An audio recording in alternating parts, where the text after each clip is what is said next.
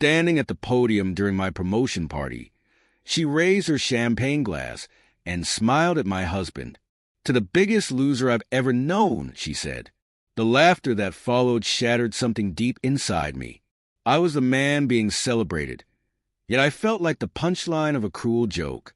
They say success is the best revenge, but no one tells you how empty it feels when the one person meant to stand by your side doesn't believe in you.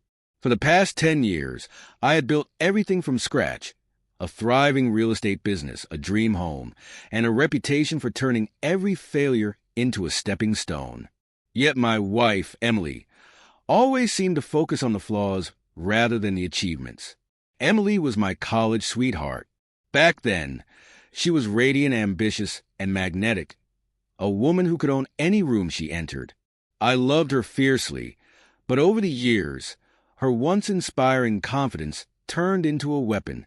At first, she criticized me subtly, but soon, her remarks became impossible to ignore.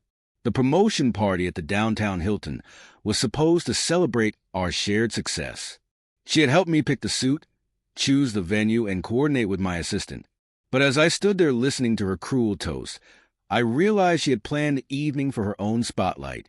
The room filled with awkward chuckles as I forced a smile, raising my glass with a trembling hand. I glanced at her, hoping for some sign of regret. Instead, her smirk was as sharp as the words she had just used to wound me. The ride home was suffocatingly silent. Emily scrolled through her phone, occasionally grinning to herself. "You didn't have to do that," I finally said, keeping my voice calm. "Do what?" she asked, feigning innocence.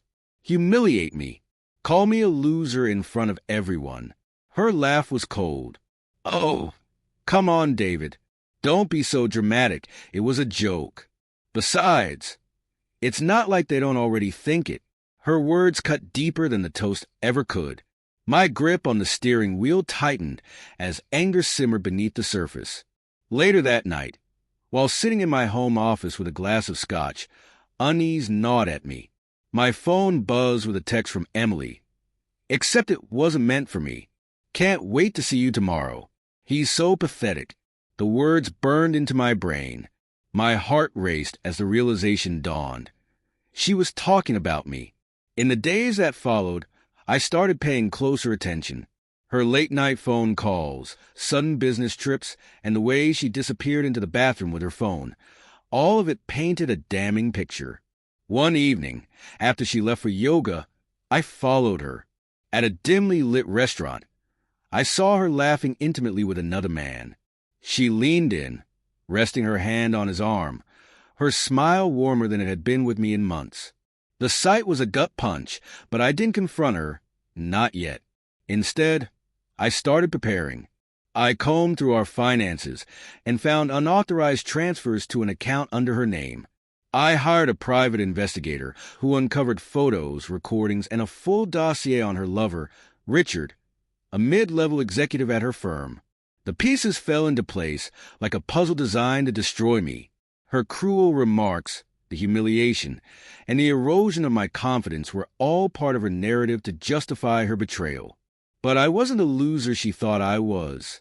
I called my lawyer, revised my will, and quietly moved my assets into a trust accessible only to me. I installed hidden cameras around the house, capturing her private phone calls. The most damning evidence came from a recording of her and Richard discussing their plan to drain my accounts and leave me penniless.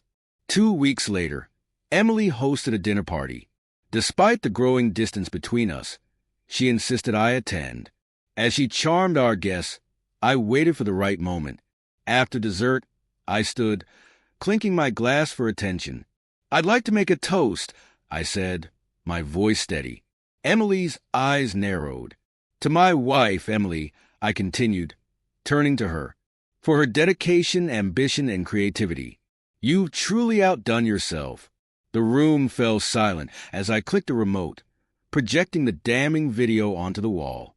Gasps filled the room as her betrayal unfolded. Emily lunged for the remote, but I stepped aside. "Sit down, Emily. We're just getting started.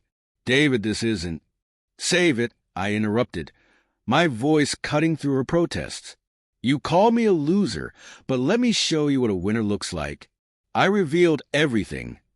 The financial trust, the divorce papers, and the prenuptial agreement that left her with nothing. You thought you'd ruin me, I said, my voice rising. But you underestimated me. That's the thing about losers. We know how to turn the odds in our favor. Emily's face twisted with fury.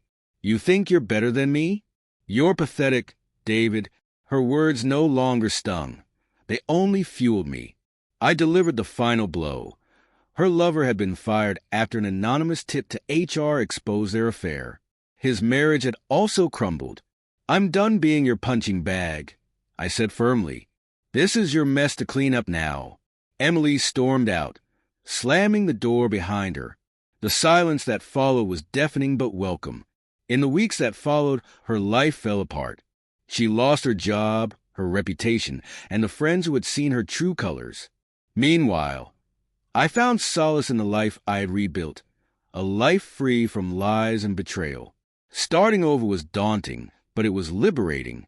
One evening, as I sat in my new apartment overlooking the city skyline, I reflected on the man I had become. I wasn't a loser. I was a survivor, and the victory was mine alone. They say success is the best revenge, but the real triumph is walking away with your dignity intact and leaving the broken pieces of betrayal behind.